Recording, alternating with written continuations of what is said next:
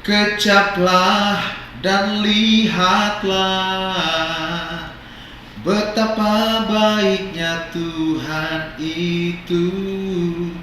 Rasakan dan nikmati kasih setia Tuhan.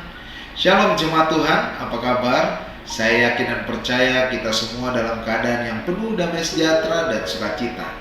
Lagu tadi terambil dalam Mazmur Daud, pasalnya yang ke-34, ayatnya yang ke-9. Dikatakan begini, kecaplah dan lihatlah betapa baiknya Tuhan itu. Berbahagialah orang yang berlindung kepadanya. Wow, luar biasa. Saya dan saudara adalah orang-orang yang tetap berlindung dalam Kristus. Saya dan saudara adalah orang-orang yang selalu mengecap atau merasakan kebaikan Tuhan. Yang percaya katakan amin. Terlihat dari senyum saudara, dari tawa saudara, dari kebahagiaan saudara, bahwa ternyata kebaikan Tuhan setiap hari, setiap waktu kita rasakan. Wah, Anda masih mau pergi ke tempat lain? Haleluya. Saudara, suatu ketika saya sedang pergi ke tempat makan. Makanan ini menjual makanan khas orang Sumatera, saudara, yaitu mie gomak, terus kemudian lontong Medan, lalu ada sop apa gitu, pokoknya khas Medan lah. Dan yang punya ini adalah teman saya yang sudah saya anggap seperti saudara sendiri. Nah, suatu ketika saya pergi bersama dengan istri makan makanan ini. Wah, ternyata rasanya enak banget, saudara. Jadi saya tahu, saya nggak perlu pergi ke tempat lain.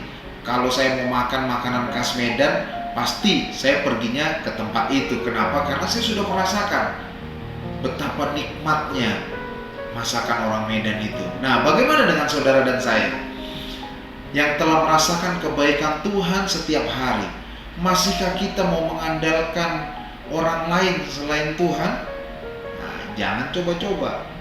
Apapun yang terjadi, tetap andalkan Kristus. Kenapa? Karena Kristus pasti menyertai kehidupan kita. Karena Yesus pasti melakukan yang terbaik dalam kehidupan kita, dan pasti memberikan yang terbaik bagi kehidupan kita. Saudara, ternyata orang percaya yang telah merasakan atau mengecap kebaikan Tuhan punya PR tersendiri untuk dilakukan setiap hari dalam kehidupannya.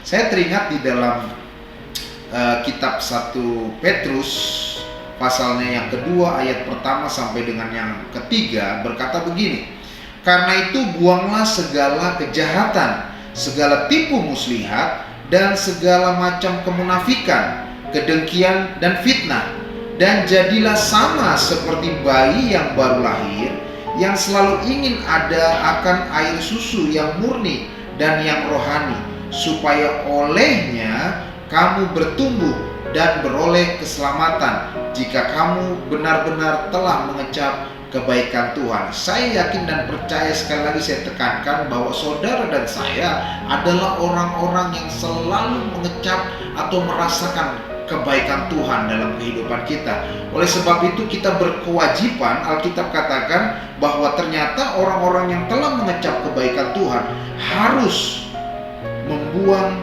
segala kejahatan. Artinya jauhi kejahatan, saudara. Yang kedua, jauhi atau jangan lakukan segala tipu muslihat dan segala macam kemenafikan dan kedengkian serta fitnah, saudara. Ternyata hal-hal itu adalah hal-hal yang tidak menyukakan hati Tuhan.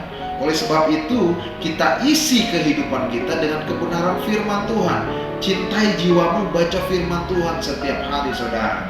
Supaya apa? Iman kita semakin bertumbuh. Kita menjadi seorang hamba Tuhan yang luar biasa.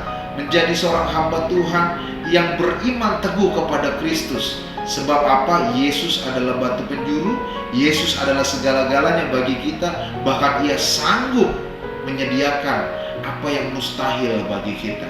Saudara, jangan pergi kemana-mana, jangan pindahkan kepercayaanmu, tapi tetapkan kepercayaanmu hanya kepada Kristus. Lihat, engkau akan lebih dahsyat lagi merasakan kebaikan Tuhan terjadi dalam kehidupan. Ketika engkau sudah merasakan, apakah kita bisa mendustai kenikmatan yang telah Tuhan berikan? Selamat beraktivitas.